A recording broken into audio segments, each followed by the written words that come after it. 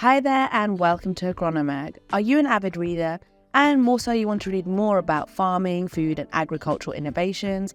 Then you're at the right place because today's video is just about that. We are bringing you 22 books about, farming, food and agricultural innovations. So while handbooks and scientific studies are always an interesting read for those interested in farming and all agriculture related aspects, we decided to gather a list of books about farming that go one step further into the various aspects, problems and statistics regarding modern agriculture, food resources and the historical development of farming.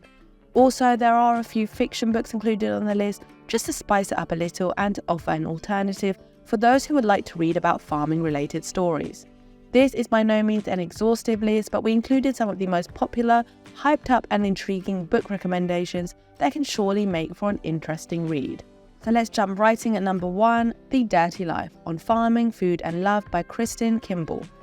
30-something New Yorker Kristin Kimball discovers the satisfaction and hard work implied by owning a farm near Lake Champlain after she decided to change her entire life by marrying a farmer and abandoning her busy big city life.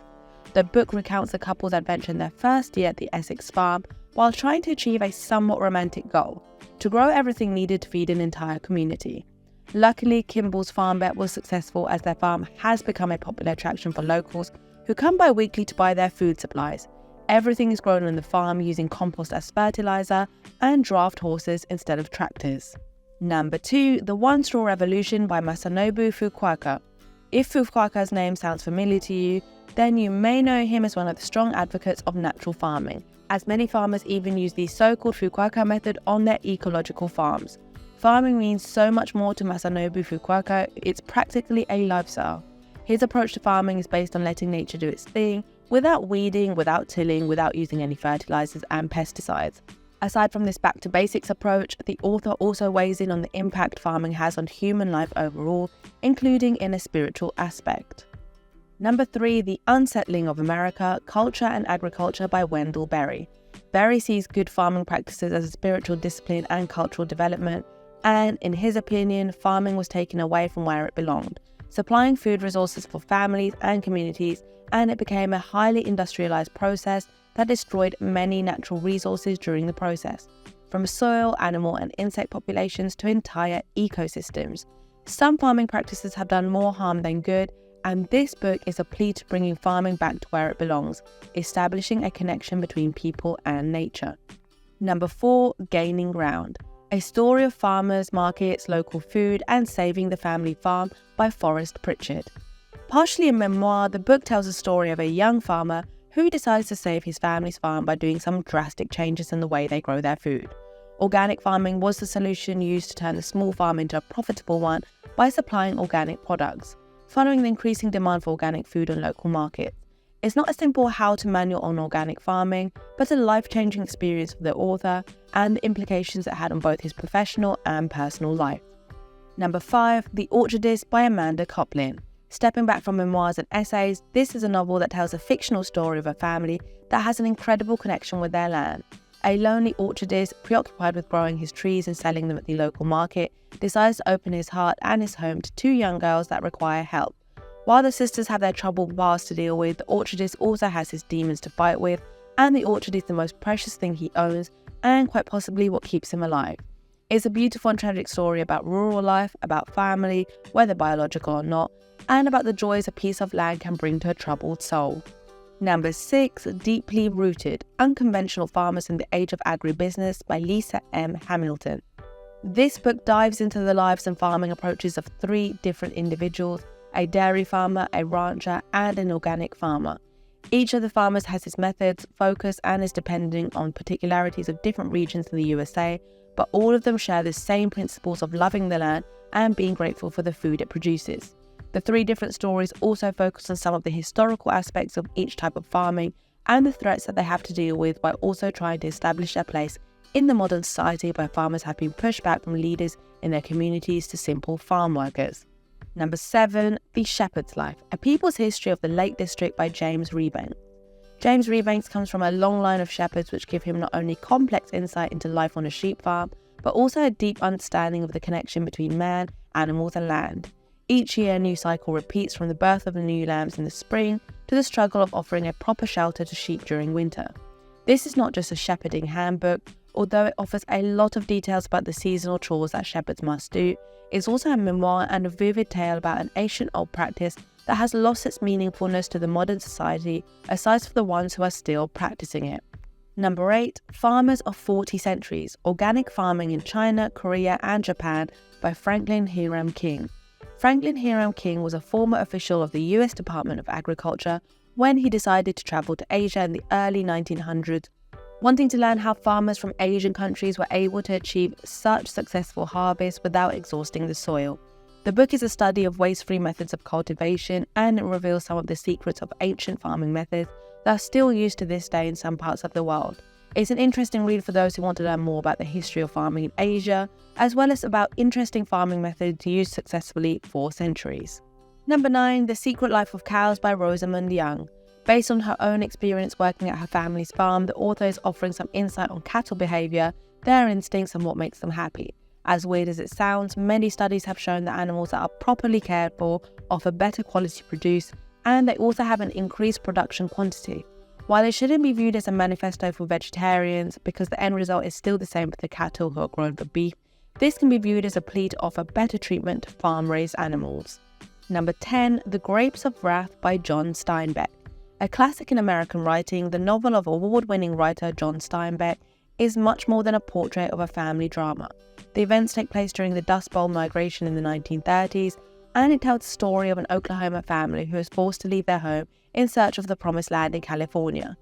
The land almost becomes a separate character in the novel because it shows how important it is for farmers' families and for communities whose lives depend on whether they have enough crops to sell and to sustain themselves. Of course, it also makes for a compelling read because of Steinbeck's writing talent. Number 11, Call of the Reed Warbler, A New Agriculture, A New Earth by Charles Massey. Farmer and author Charles Massey explores the principles of regenerative and transformative agriculture, as well as the connection between the plants we grow in the soil and our health. By calling out the mistakes that were made during the industrialization of agriculture, he shows through several examples how innovative farmers can change the landscape of modern agriculture, how to protect and increase the biological richness of the soil, and he also offers some important details about the problems that Australian farmers have to deal with. Number 12, Food and Agriculture During the Civil War by R. Douglas Hurt. For those who are not familiar with the American Civil War, agriculture was an element of power for both sides during this conflict. From the attempts to limit cotton production in the South to slavery as a key agricultural resource, agriculture had many implications for the North and the South during the Civil War. This book examines the historical context during which cotton plantations were an important income resource, as well as the transition from using slaves as farm workforce to free workers, as well as experiments made in the North with other cultures such as tobacco or sugar. Number 13, Agricultural Development and Economic Transformation, Promoting Growth with Poverty Reduction by John W. Mellor. Mellor's book examines the role of agriculture in the economic development of low-income and middle-income countries and the ways of accelerating agricultural growth in these regions, as well as poverty reduction. It is also an in-depth analysis of various elements of agricultural modernization, with a strong emphasis on the role of governments to accelerate growth in agricultural sectors dominated by private businesses. Number 14, Hungry for Disruption, How Tech Innovations Will Nourish 10 Billion by 2050 by Shen Ming Lee. Today's most pressing food production problems are requiring new solutions to ensure fast and fresh food resources for a growing population. The author offers a futuristic vision on agriculture that embraces scientific and technological advances and innovations in food. Smart agriculture, new farming systems, cellular agriculture, and food waste management are just a few of the topics covered by Shen Ming Lee in this book. Number 15, Against the Grain, A Deep History of the Earliest States by James C. Scott.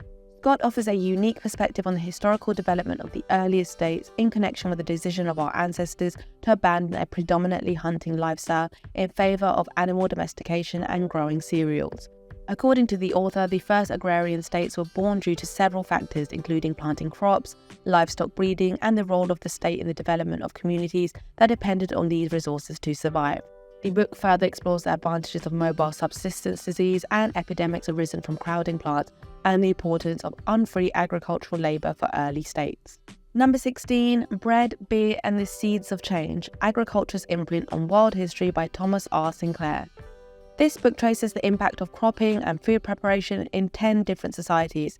Considering that the history of humankind in general is strongly tied to the history of agriculture, from the ancient Greeks and Romans to modern-day societies, the author addresses the implications and the advances of technology in agriculture. Also, it offers a vision regarding the future of agriculture in terms of food supply and for the production of biofuels. Number 17, Food 5.0, How We Feed the Future by Robert D. Saik. While food choices have become part of a certain lifestyle such as vegan or paleo, we shouldn't ignore the problems agriculture has to face while trying to ensure enough food supplies for a population of almost 10 billion people by 2050. Saik proposes possible solutions for farmers who need to increase their production to up to 70% in the next 30 years to cover the food demand, by transitioning from basic agricultural practices to advanced technological innovations such as robotics and state-of-the-art machinery. Number 18, Seeds of Science and Why We Get It So Wrong on GMOs by Mark Lyon. Using the controversies related to the use of GMOs in modern agriculture, eco-activist Mark Lyons tries to showcase how scientists are doing their best to develop new farming methods to meet the world's food supply requirements, causing minimal ecological harm at the same time.